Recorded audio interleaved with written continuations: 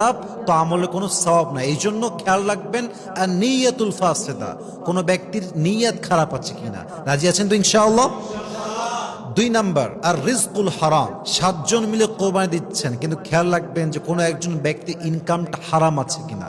মনে করেন 7 জনের মাঝে একজন ইনকাম হচ্ছে ঘুষের ইনকাম, কারো ইনকাম সুদের ইনকাম, কারো ইনকাম জুয়ার ইনকাম, কারো ইনকাম চাঁদার ইনকাম। অর্থাৎ 7 জনের মাঝে যদি জাস্ট অন পার্সন এমন হয় যার নিয়তটা সহিনা এবং তার ইনকামটা হারাম, এমন কোনো ব্যক্তি যদি হয়, তার জন্য সবার কোরবানি বাতিল হয়ে যাবে। ঠিক কিনা বলেন?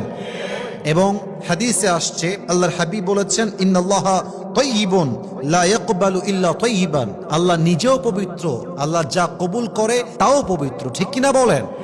অতএব রিজিক যদি হারাম হয়, আর্ন মানি সোর্স যদি হারাম হয়, কোনো একজনের, আপনাদের কোরবানি বাতিল হতে পারে। আল্লাহ বোঝার তৌফিক দান করুক। পড়েন সবাই আমিন।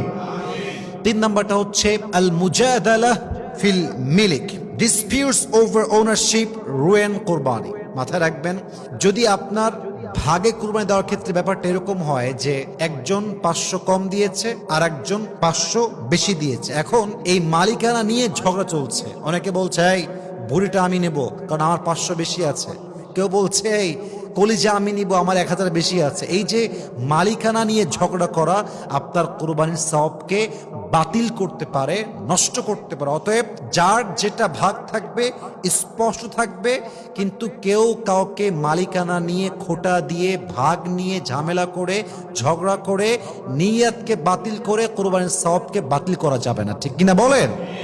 এই জন্য আপনারা মালিকানা নিয়ে ঝগড়া করবেন না। 3 নাম্বার বিষয়। 4 নাম্বার বিষয়টা হচ্ছে যে আজ-জুহকু ওয়াত-তাফাখুর, এমন একটি বিষয় যেটা অনেকের মাঝে আজকাল দেখা যায়। বেশিরভাগ কোরবানি হয় শো অফের উপর। দেখবেন যে কেউ অনেক বড় কোরবানির জন্য গরু কিনে এবং এটা সেলফি তুলে ফেসবুকে দেয়, আপনার স্টোরিতে দেয়, টিকটক মেক করে। জাস্ট একটাই উদ্দেশ্য, গরু যদি বড় কিনেছি আমি, আমার ভিডিও ভাইরাল হবে বেশি। এই ভাইরালের চিন্তা, শো অফের চিন্তা আপনার সমস্ত আমলকে বাতিল করতে পারে। ঠিক কিনা বলেন? এজন্য যদি 7 জনের মাঝে যে কোনো একজন নিয়ত হয় শো অফ করা, সাবধান, জাস্টিফাই করে নেবেন। 5 নাম্বার বিষয়গুলো শেষ করতে যাচ্ছি। অনেকেই কোরবানি দেয় বাহির থেকে, যেমন আমি থাকি ঢাকাতে, আমি কোরবানি দেবো চট্টগ্রামে, রাজশাহীতে, সিলেটে, যে কোনো এক জায়গাতে।